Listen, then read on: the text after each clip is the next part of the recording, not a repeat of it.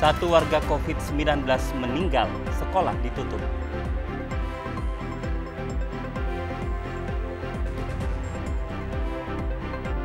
Balon wakil bupati baru gugur pencalonan.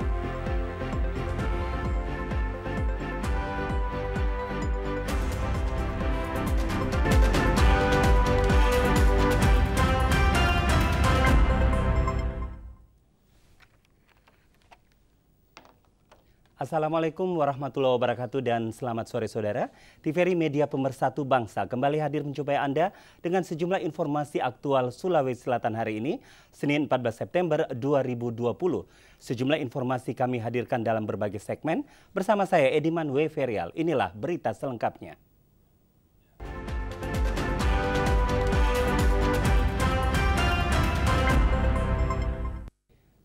Diduga motif dendam lama antara kelompok pemuda di Makassar, 6 dari 23 pelaku pengeroyokan yang nyaris menewaskan seorang warga dengan kondisi luka parah akhirnya diringkus polisi. Di beberapa lokasi berbeda, sementara itu 17 pelaku lainnya masih buron. 6 dari 23 pelaku pengeroyokan yang nyaris menewaskan seorang warga di Makassar akhirnya diringkus oleh Satuan Reserse Kriminal Polsek Piringkanaya di beberapa lokasi berbeda di wilayah kota Makassar dan Kabupaten Takalar. Keenam pelaku ini mengeroyok seorang warga bernama Darwis hingga mengalami luka parah usai dianiaya para pelaku. Bahkan pelaku juga dengan sadis menghantam korban dengan batu berukuran besar hingga korban tersungkur di tanah dengan kondisi tidak sadarkan diri. Polisi yang tiba di lokasi kejadian menemukan korban sudah mengalami luka parah dengan 3 anak panah busur tertancap di tubuh korban. Kemudian petugas membawa korban ke rumah sakit terdekat untuk mendapatkan perawatan medis.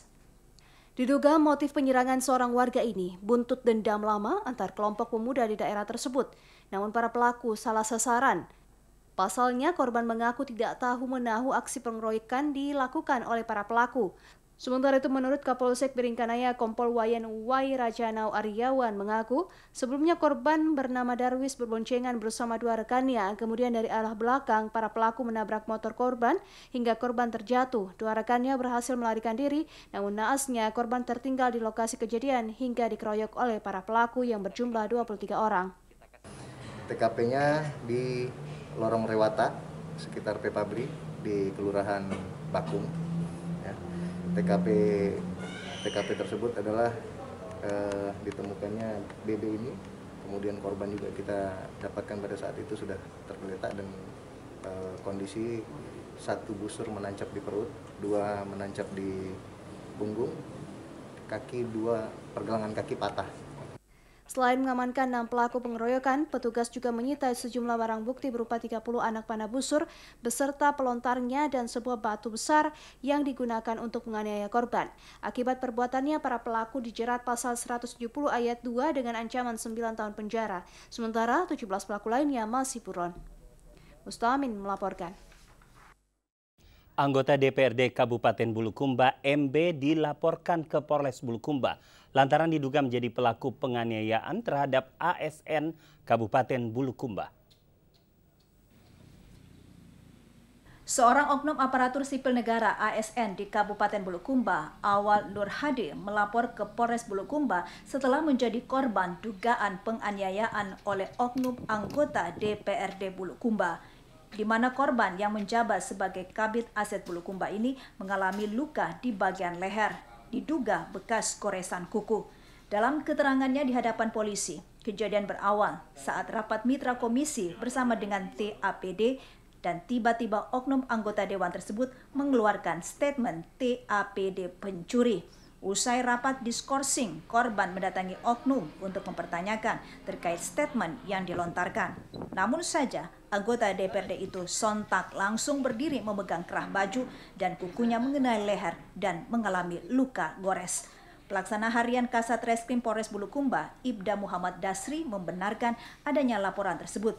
Dan saat ini pihak penyidik sudah menerima laporan untuk diproses lebih lanjut. Laporannya dan akan diproses sesuai SOP. Laporannya itu tentang apa, Pak?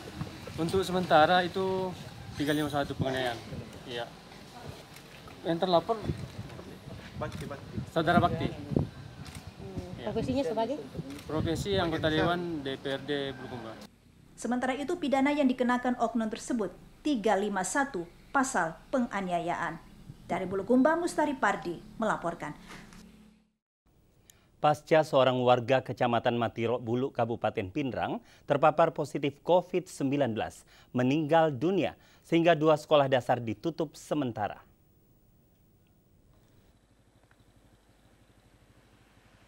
Gugus Tugas Percepatan Penanganan COVID-19 daerah Kabupaten Pindrang menutup sementara Sekolah Dasar Negeri 237 dan Sekolah Dasar Negeri 81 yang berdekatan dari rumah warga positif COVID-19 yang meninggal dunia.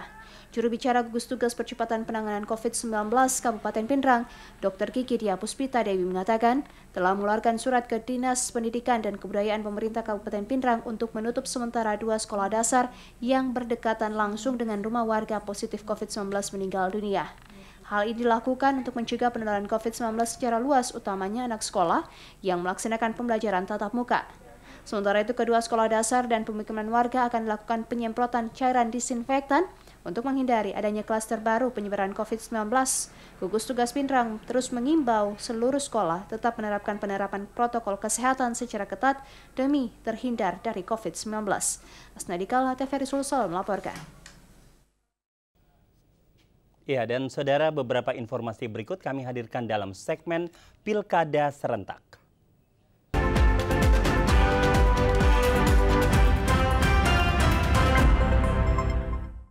Saudara, bakal calon wakil Bupati baru Andi Mirza Riogi dinyatakan gugur dalam kontestan pemilihan kepala daerah atau Pilkada baru 2020. Pasalnya, ia dinyatakan positif narkoba setelah menjalani pemeriksaan kesehatan di Rumah Sakit Wahidin Sudirohusodo, Makassar. Komisi Pemilihan Umum KPU Kabupaten Baru mengumumkan salah satu kontestan Pilkada baru yakni Andi Mirza Riogi dinyatakan tidak memenuhi syarat atau TMS dalam kontestan Pilkada baru 2020. Andi Mirza Riogi diketahui positif narkoba setelah menjalani tes kesehatan di Rumah Sakit Wahidin Sudirohusodo, Makassar. Ketua KPU Kabupaten Baru Sarifudin H. Ukas menyampaikan pengumuman itu dalam sebuah rapat pleno terbuka di kantor KPU Kabupaten Baru yang dihadiri perwakilan partai pengusung, LO Tim Pemenangan, anggota Komisi Badan Pengawas Pemilu, Bawaslu, serta anggota PPK Kabupaten Baru. Atas hasil pemeriksaan kesehatan, Ketua KPU Kabupaten Baru memberikan sanksi diskualifikasi sebagai kandidat. Meski begitu, pihak KPU Baru masih memberikan tenggang waktu selama 3 hari ke depan kepada partai pengusung TMS untuk mengganti pasangan Suwardi Saleh. Sebagaimana tadi sudah kita bacakan, itu calon yang tidak memenuhi syarat adalah Andi Mirza Riogi, calon bakal wakil bupati dari pasangan Suwardi Saleh. Karena hasil pemeriksaan TMS tidak memenuhi syarat dalam hal penggunaan narkotika. Yang jelas waktunya ini 3 hari dan sampai 10 hari ke depan. Jadi sebelum 23 sudah harus ada ditetapkan. Andi Mirza Riogi merupakan bakal calon wakil bupati dari petahana Suwardi Saleh yang diusung oleh 4 partai politik, yakni Nasdem, PDI Perjuangan, PKS, dan Demokrat. Sebelumnya, 3 balon bupati baru mendaftarkan diri ke kantor KPU Kabupaten Baru sebagai kontestan pada Pilkada Baru 2020. Amiruddin melaporkan.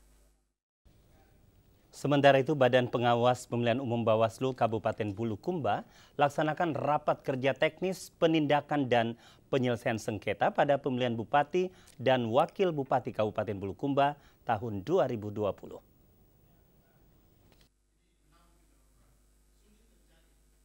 Rapat kerja teknis penindakan dan penyelesaian sengketa diikuti Ketua dan anggota Bawaslu sekecamatan Kabupaten Bulukumba dan staf sekretariat Panwaslu Kecamatan.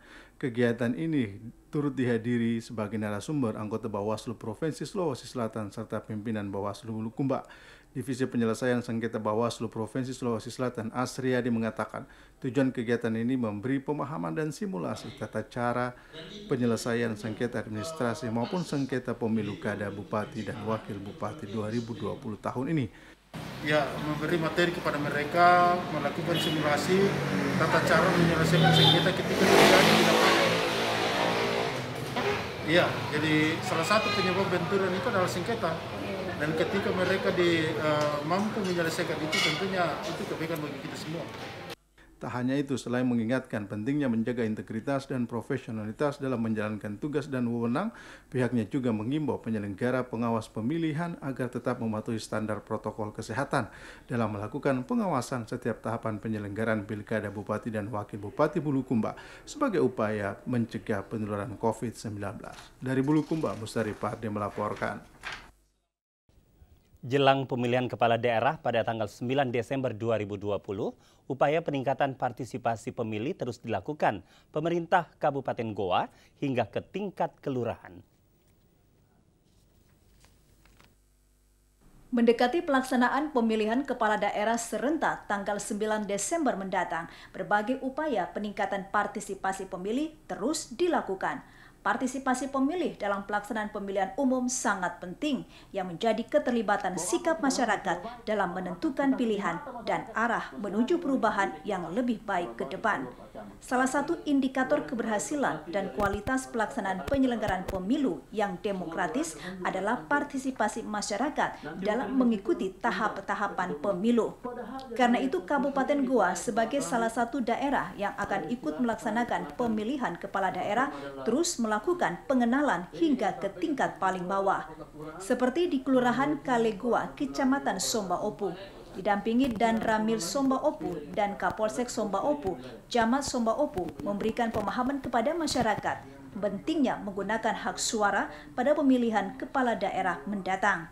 Mengingat kondisi pandemi, peningkatan partisipasi pemilih ini dilakukan dengan penyesuaian protokol kesehatan, di mana hanya dihadiri beberapa perwakilan masyarakat, mulai dari RT, RW, tokoh pemuda, tokoh masyarakat, tokoh agama, dan tokoh perempuan di lingkungan Hasanuddin dan Tamalate, Kelurahan Kaligoa. Goa ini akan menghadapi kami berasal dari Tripika, keliling wilayah Kecamatan Somba Opu. Dari 14 kelurahan kami sudah kunjungi untuk mengadakan edukasi dan pemahaman terhadap masyarakat terkait dengan pilkada serentak di Kabupaten Goa ini. Di samping kami menyampaikan bahwa apabila masih ada warga yang belum terdaftar sebagai wajib pilih, tolong segera ke kantor kelurahan untuk melapor sebagai wajib pilih. Jangan sampai ada yang terlewatkan di tingkat pendataan. Selain terkait partisipasi pemilih, Tripika Kecamatan Somba Opu juga ikut melakukan pengenalan peraturan Bupati atau Perbub Goa nomor 25 tahun 2020 terkait wajib masker dan protokol kesehatan sebagai langkah nyata Kabupaten Goa ikut melawan penyebaran COVID-19. Badan Pengawas Pemilihan Umum Bawaslu Kabupaten Bulukumba kembali merilis sebanyak 52.000 data pemilih bermasalah atau tidak memenuhi syarat TMS selama tahap pengawasan, pencocokan, dan penelitian coklit di Kabupaten Bulukumba. Ketua Bawaslu Bulukumba Ambok Rakda Junaid menyebutkan berdasarkan hasil pengawasan di lapangan ketika pengawasan penyusunan daftar pemilih tingkat desa sampai tingkat kecamatan ditemukan 52.000 pemilih tidak memenuhi syarat yang terdapat di 10 kecamatan dari 136 desa kelurahan di Kabupaten Bulukumba.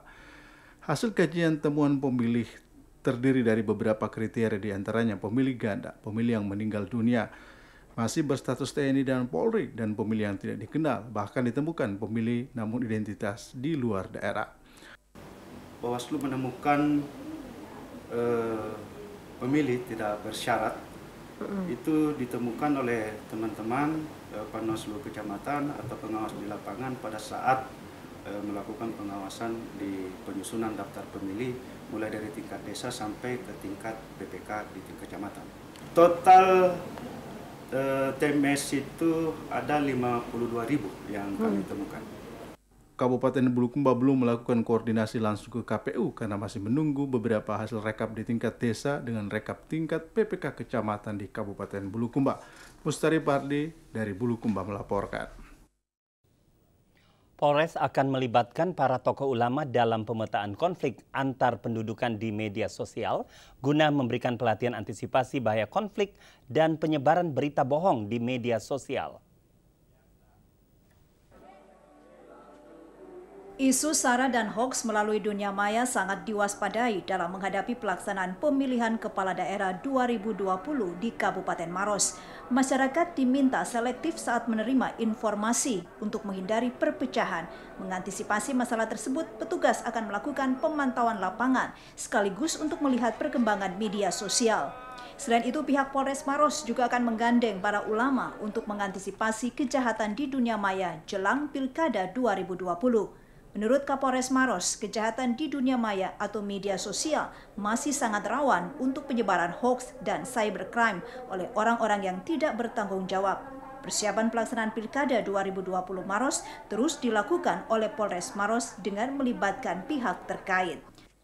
Akan meluncing program yang dinamakan Dai Cyber atau DASI, di mana harapannya setelah para ulama, saudara-saudara kita diberikan literasi mengenai dunia maya dan bahaya dunia maya, mereka akan bekerja sama dengan kepolisian untuk mensosialisasikan, menjadi corong ke tempat-tempat ibadah, pengajian-pengajian maupun komunitas-komunitas untuk mensosialisasikan agar masyarakat kita tidak terjebak di dalam dunia cyber ini. Untuk meminimalisir kerawanan terjadinya konflik di Pilkada Maros, Polres Maros bersama Kodim Maros akan bekerja sama dengan tim Cyber Polda dan menggandeng pihak ulama dengan memberikan pelatihan. Ulama dan para dai akan dilatih untuk dilibatkan dalam mensosialisasikan di tempat-tempat ibadah untuk pemberantasan hoaks selama proses tahapan Pilkada berlangsung. Dari Maros, Herman Kambuna melaporkan. Kita beralih ke informasi lainnya, antisipasi potensi konflik, Polres Maros petakan area rawan konflik antar pendukung paslon di Pilkada Maros.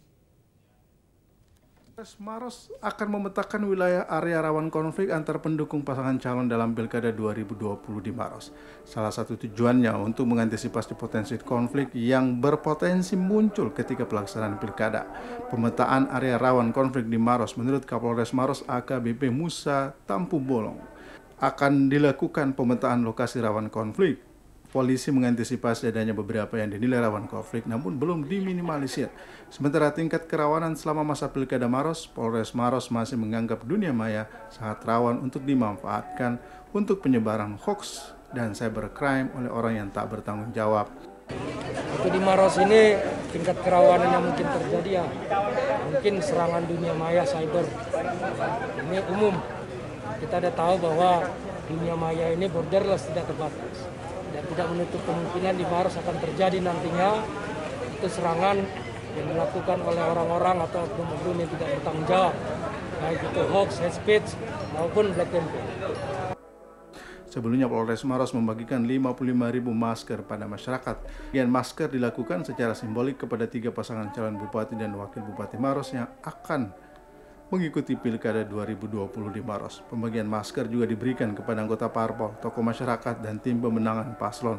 Kampanye penggunaan masker yang diselenggarakan Polres Maros merupakan komitmen untuk mencegah terjadinya penyebaran COVID-19 di tengah pelaksanaan Pilkada 2020. Dari Maros, Herman Kambuna, TVRI Sulsel melaporkan.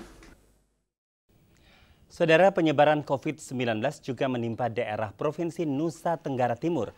Di NTT, menurut data saat ini ada 15 wilayah terpapar COVID-19. Kita ingin tahu bagaimana situasi di NTT, sekaligus bersilaturahim dengan KKSS NTT.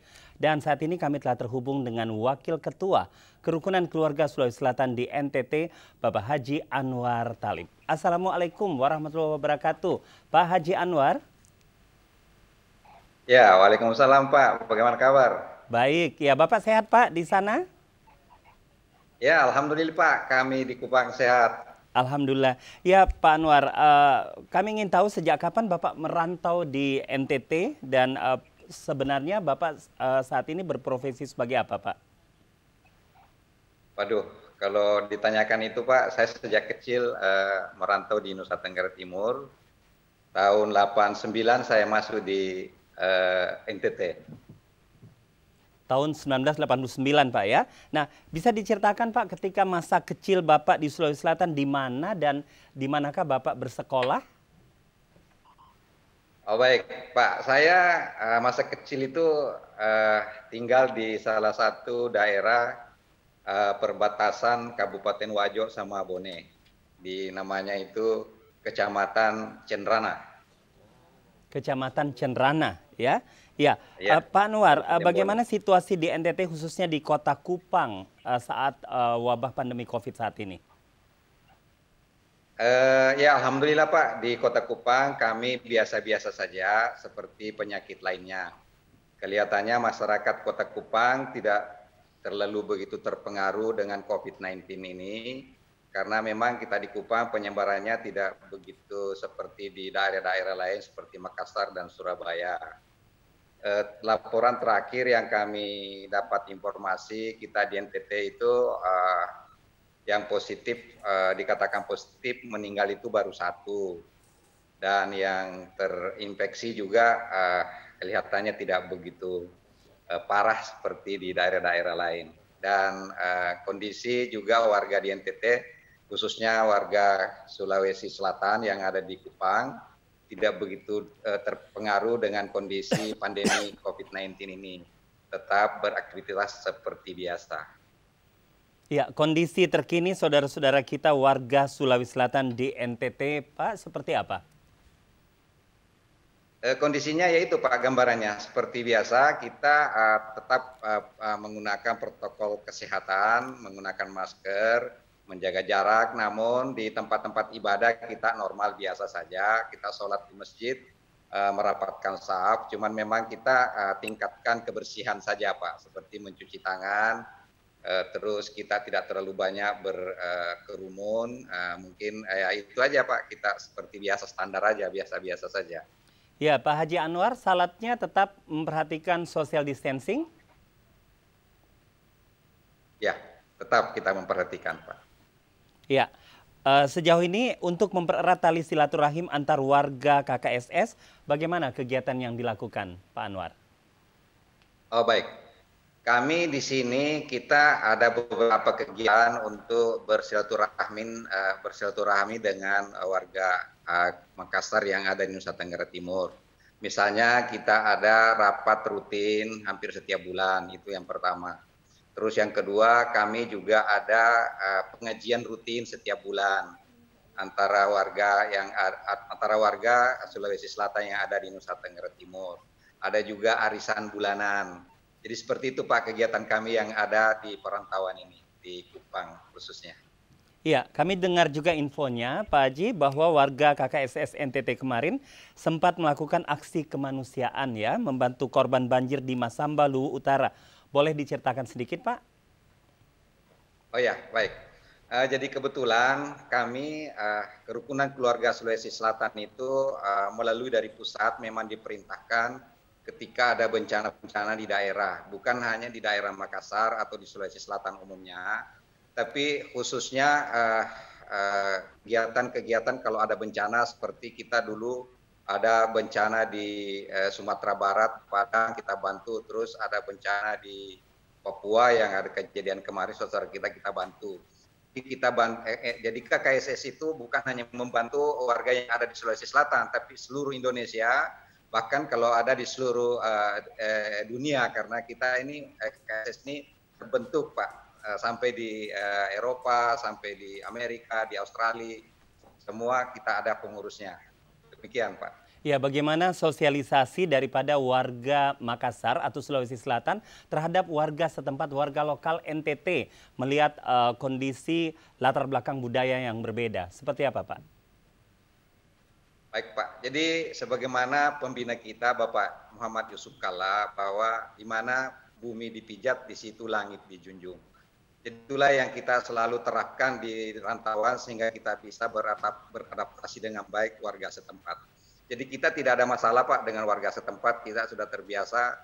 Orang Bugis itu kan di mana penjuru pasti ada di situ, di mana pantai pasti ada di situ. Jadi saya kira hal itu mudah bagi kami untuk beradaptasi di orang di daerah Bugis Makassar ada di mana-mana ya Pak? Mudah Pak kita beradaptasi, bukan hanya di Indonesia.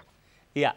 untuk mengobati kekangenan terhadap penganan atau kudapan atau cemilan atau bahkan makanan-makanan khas di Kota Angin Mamiri seperti apa di sana? Oh ya, justru di sini kita di sini banyak Pak makanan khas Makassar, ada seperti coto Makassar, palu burung, terus ini pisang hijau. Jadi kita tidak rindu Pak, karena memang di sini juga tersedia itu. Kebetulan saya juga bergerak di bidang perdagangan daging gitu. Jadi saya biasa kirim ke Makassar, saya kirim ke Kalimantan, ke Sulawesi Tenggara gitu. Jadi kalau masalah makanan, saya kira kita di sini tidak asing gitu, karena memang di sini tersedia. Ya, terkait dengan pandemi COVID-19, sejauh mana edukasi sampai atau sosialisasi sampai ke masyarakat sekitar yang ada di NTT sendiri, Pak?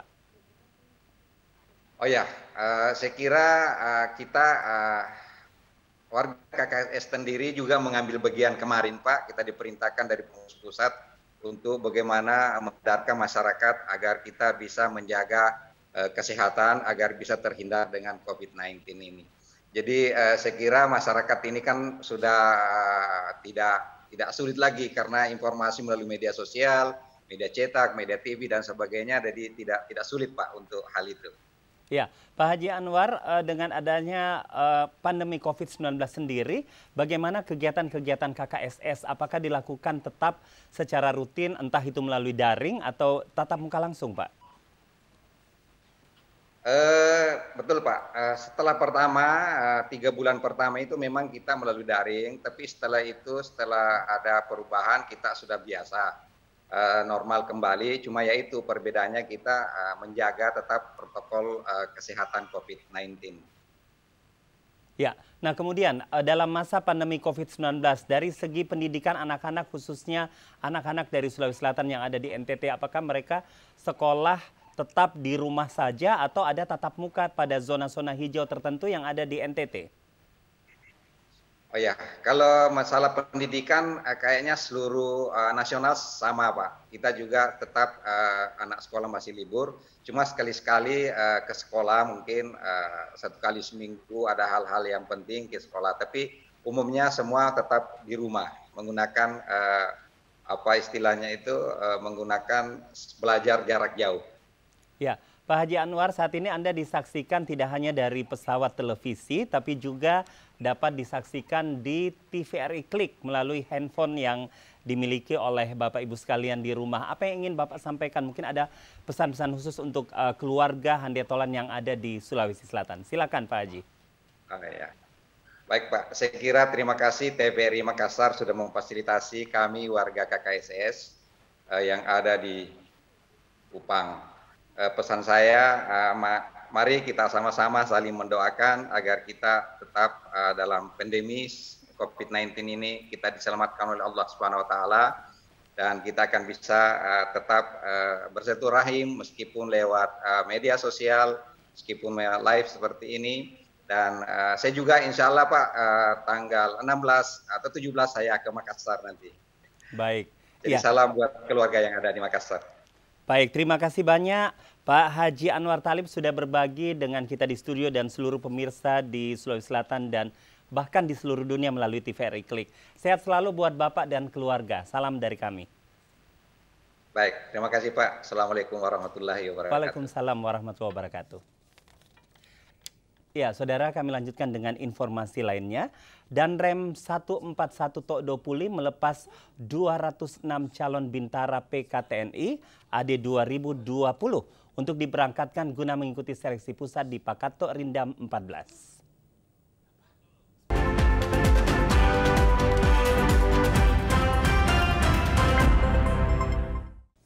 Saudara, kini kita beralih ke segmen Sulsel Membangun.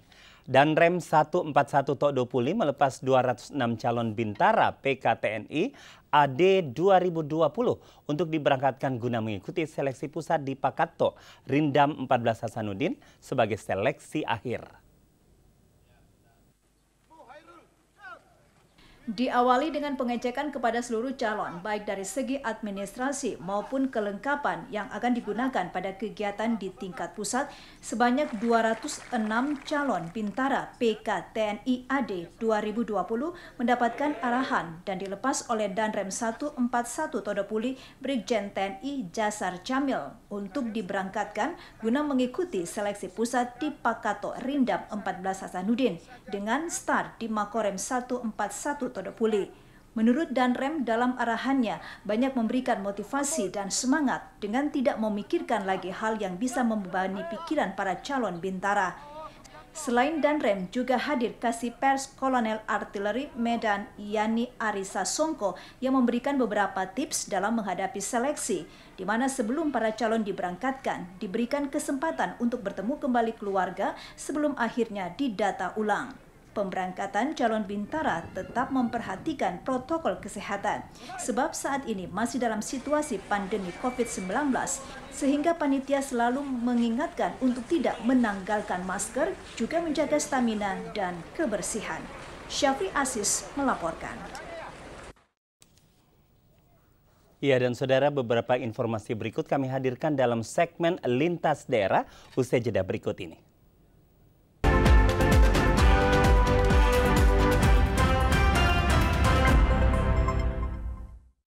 Saudara, tim gabungan dari Polres Tanah Toraja, Kejaksaan Negeri Makale, Kodim 1414, Pemerintah Kabupaten Tanah Toraja dan Satgas COVID-19 Tanah Toraja akan memulai operasi justisi COVID-19 yang berlangsung selama 10 hari. Dalam operasi justisi COVID-19 dan menindaklanjuti surat edaran Bupati Kabupaten Tanah Toraja mengenai pelanggaran protokol kesehatan, masyarakat akan dikenakan sanksi administrasi dan membayar denda minimal Rp25.000 hingga Rp150.000. Maka langkah awal yang dilakukan dari mengimbau kepada masyarakat untuk tetap mengikuti protokol kesehatan, salah satunya di Pasar Sentral Makale. Tim gabungan dari TNI Polri, Kejaksaan Negeri, Satpol PP, dan pemerintah setempat mendatangi pasar untuk mengimbau kepada masyarakat tetap menggunakan masker dan mengikuti protokol kesehatan. Semua masyarakat yang melintas di jalan raya dan tidak menggunakan masker diperhentikan untuk dihimbau dan diberikan masker. Selama 10 hari ini kami melaksanakan kegiatan sosialisasi berupa himbauan dan teguran. Kemudian setelah selesai hari ke-11 kita akan melaksanakan berupa menerapkan sanksi sesuai dengan peraturan Bupati Tanah Toraja nomor 20 tahun 2020. Operasi ini dilakukan untuk meningkatkan kesadaran dan kedisiplinan masyarakat dalam mematuhi protokol kesehatan. Layuk Tangke, TVRI Sulsel melaporkan. Kita beralih ke Kabupaten Maros. Bupati Maros HM Hatta Rahman menerbitkan aturan penerapan disiplin dan penegakan hukum protokol kesehatan sebagai upaya pencegahan dan pengendalian COVID-19 di Kabupaten Maros di era new normal. Hal ini guna membatasi kegiatan tertentu dan pergerakan orang dalam menekan penyebaran sekaligus memutus mata rantai COVID-19. Masyarakat diminta agar dalam melakukan adaptasi dan perubahan perilaku dalam menjalankan aktivitas normal dengan memperhatikan protokol kesehatan di kondisi pandemi COVID-19. Peraturan Bupati ini dengan melakukan 4M, memakai masker, mencuci tangan, menjaga jarak, dan menghindari kerumunan. Kewajiban dalam melaksanakan dan mematuhi protokol kesehatan bagi perorangan menggunakan alat pelindung diri berupa masker yang menutupi hidung dan mulut hingga dagu. Para pelaku usaha, pengelola, penyelenggara atau penanggung jawab tempat dan fasilitas umum melakukan sosialisasi, edukasi, pengertian, dan pemahaman mengenai pencegahan dan pengendalian COVID-19. Menyediakan sarana cuci tangan, memakai sabun dengan air mengalir yang mudah diakses dan memenuhi standar atau penyediaan cairan pembersih tangan atau hand sanitizer. Kita melihat bahwa di masyarakat seperti sudah tidak lagi peduli dengan adanya COVID. Ya, seperti tidak ada lagi COVID-19. Sudah tidak pakai masker, sudah tidak jaga jarak. Nah, itu semua saya pikir perlu kita kembali himbau untuk memperketat penerapan protokol COVID-19. Ya, memang fluktuatif, pernah mencapai 93%, sekarang turun menjadi 90,sekian%. Ya, saya lihat tanda-tanda akhir ini sudah mulai lagi ada peningkatan. Bupati Maros menugaskan perangkat daerah yang menyelenggarakan urusan pemerintahan bidang kesehatan untuk melakukan sosialisasi terkait informasi dan edukasi cara pencegahan dan pengendalian COVID-19 kepada masyarakat. Dari Maros, Herman Kambuna melaporkan. Saudara, pasien COVID-19 Kecamatan Matirobulu, warga Kabupaten Pinrang, meninggal dunia sehingga dimakamkan di kampung halamannya di Kabupaten Pinrang.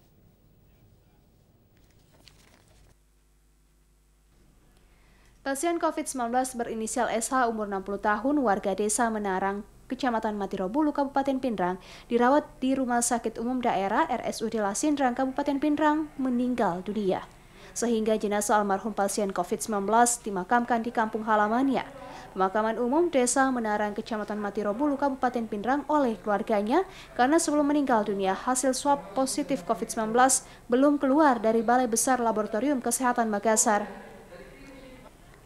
Juru bicara percepatan penanganan COVID-19 daerah Kabupaten Pinrang, Dr. Kiki Dia Puspita Dewi mengatakan, pasien COVID-19 berinisial SH yang meninggal dunia merupakan pasien yang dirawat di Rumah Sakit Umum Daerah Lasindrang, Kabupaten Pinrang dengan diagnosa penyakit penyerta gula dan sesak nafas. Selama kurang lebih 4 hari dirawat tim medis penanganan COVID-19 Rumah Sakit Umum Daerah Lasindrang, Kabupaten Pinrang, pasien meninggal dunia. Pihak RSUD Lasindrang Kabupaten Pinrang menyerahkan jenazah almarhum ke pihak keluarganya untuk dilakukan pemakaman di kampung halamannya karena sebelum meninggal dunia belum keluar hasil swab dari Balai Besar Laboratorium Kesehatan Makassar. Namun, setelah sehari sudah dimakamkan, almarhum dinyatakan positif COVID-19 dengan keluarnya hasil swab test, sehingga seluruh keluarga pasien COVID-19 akan dilakukan pemeriksaan rapid test dan dilanjutkan penyemprotan disinfektan di rumahnya serta di area makam almarhum. Asnadika, TVRI Sulsel melaporkan. Saudara, usaha ikan di pelelangan Bebak, Desa Tamasaju, Kecamatan Galesong Selatan, Kabupaten Takalar, mengalami kelumpuhan akibat COVID-19 karena kurangnya pengunjung dan pembatasan untuk berkumpul dalam menjalankan protokol kesehatan. Beginilah suasana pengunjung di pelelangan Bebak, Desa Tamasaju, Kecamatan Galesong Selatan, Kabupaten Takalar. Para pedagang dan pengunjung terlihat sepi dikarenakan pandemi COVID-19 karena harus menjalankan protokol kesehatan yang ditetapkan oleh pemerintah, membuat pengunjung masih merasa was-was untuk datang ke tempat ramai meski sudah dilakukan pembatasan dalam perdagangan ikan dan dilakukan penutupan kepada sejumlah pengusaha ikan bakar yang berada di pelelangan tersebut. Akan tetapi, beberapa pengusaha ikan mengeluhkan tentang penghasilan, seperti Basir, pengusaha ikan bakar yang penghasilannya sempat lumpuh beberapa bulan karena aturan pemerintah yang mengharuskan warga untuk di rumah saja, sehingga pendapatan pun tak ada. Saat ini sangat susah untuk membuka usahanya kembali karena pengunjung sepi, walaupun pemasukan ada tapi masih belum normal. Ini selama ini corona ini tuh agak menurun ini. Agak menurun Pak. Ya menurun selama, tapi selama ini apalagi selama itu masa PSBB itu sekali. Tapi ini selama sedikit ya. Agak sudah lancar ini. Ya. Tapi belum normal ini Pak. Ya, belum normal. Pengusaha berharap pandemi ini cepat berlalu dan tidak merugikan para pengusaha karena berhentinya perputaran ekonomi dikarenakan COVID-19 karena sudah membatasi ruang gerak masyarakat untuk beraktivitas dan mencari nafkah. Firman melaporkan. Ya, dan saudara, dua informasi berikut kami hadirkan dalam segmen Rona-Rona.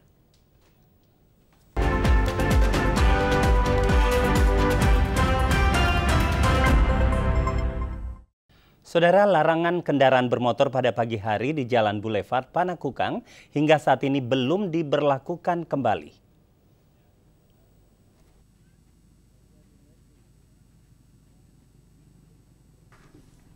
Meski hingga saat ini larangan kendaraan bermotor atau Car Free Day yang dahulu setiap hari Minggu digunakan warga Makassar untuk berolahraga belum diberlakukan kembali, namun kerumunan warga sudah kembali terjadi di sepanjang Jalan Boulevard Makassar. Kerumunan ini terjadi karena banyak penjual musiman di sepanjang jalan sehingga menarik perhatian para pengguna jalan untuk singgah. Mereka yang singgah umumnya yang berolahraga dengan berjalan kaki atau jogging di sepanjang jalan. Sementara warga lainnya lebih memilih memanfaatkan jalan ini untuk bersepeda. Berbagai jualan di sepanjang bahu jalan seperti tanaman hias, pakaian jadi, sepatu olahraga, hingga berbagai cemilan. Karena itu sejumlah pengguna sepeda santai terpaksa bersepeda agak ke tengah karena di tepi jalan selain terdapat lapak penjual juga konsentrasi warga yang singgah melihat barang jualan. Sementara pedagang makanan yang telah lama berjualan di jalan ini seperti penjual bubur ayam dan baroncong terpaksa berada di luar bahu jalan. Meski hari Minggu pagi, namun jalan Boulevard sudah mulai ramai dilalui kendaraan bermotor.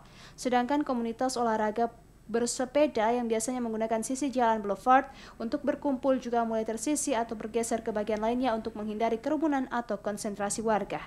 Imran melaporkan. Minat warga masyarakat di Kecamatan Rapocini, terutama kaum ibu rumah tangga, di Kelurahan Balak Parang untuk merawat tanaman hias selama pandemi COVID-19 meningkat.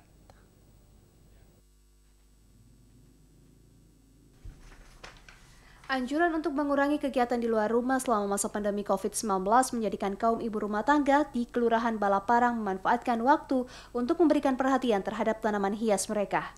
Menurut pengamatan pihak Kelurahan Balak Parang saat ini, baru 70% rumah tangga di wilayahnya yang menanam tanaman hias, padahal seluruh rumah memiliki lahan yang cukup kalau hanya sekedar tanaman hias. Meski minat mengembangkan tanaman hias selama masa pandemi meningkat, namun warga masyarakat ini tidak memiliki keterampilan yang cukup untuk mengembangkannya. Hal ini pun mendapat perhatian dari Forum Komunitas Kelapa 3 LPM Sipakatau dan pemerintah Kelurahan Balak Parang dengan memberikan wawasan kepada warganya tentang tata cara mengembangkan tanaman hias yang benar dan baik. Harapannya ya di awal ini tanaman hias, karena biasanya kan hampir semua masyarakat atau ibu-ibu itu ya senang dengan tanaman-tanaman hias ini. Makanya kita melihat respon dari masyarakat bahwa saat ini tanaman hias sangat disenangi untuk dirawat oleh masyarakat. Kaum ibu rumah tangga maupun warga lainnya di Kelurahan Balak Parang ini pun dengan antusias memperhatikan cara mengembangkan tanaman hias seperti sambung pucuk dan sambung batang. Selain itu juga dicontohkan cara memvariasikan pohon naga dengan pohon kaktus sehingga nampak menarik, serta jenis tanah yang dapat digunakan. Imran melaporkan. Ya, saudara, informasi tadi sekaligus menjadi bagian akhir jumpa kita di Sulawesi Selatan hari ini. Kami berterima kasih kepada dokter dan para medis yang telah menjadi garda terdepan penanganan COVID-19. Juga pada TNI dan Polri yang sudah menjaga situasi kondusif. Dan teman-teman saya jurnalis televisi, kameramen, dan kru teknik, terima kasih sudah mengedepankan informasi terkini COVID-19. Dan Anda juga dapat memindai dengan cara memindai kode batang yang tertera di sudut kanan dari layar televisi Anda. Mewakili kerabat kerja yang bertugas, saya Ediman Ferel, berterima kasih atas segala perhatian Anda. Selamat petang, sampai jumpa.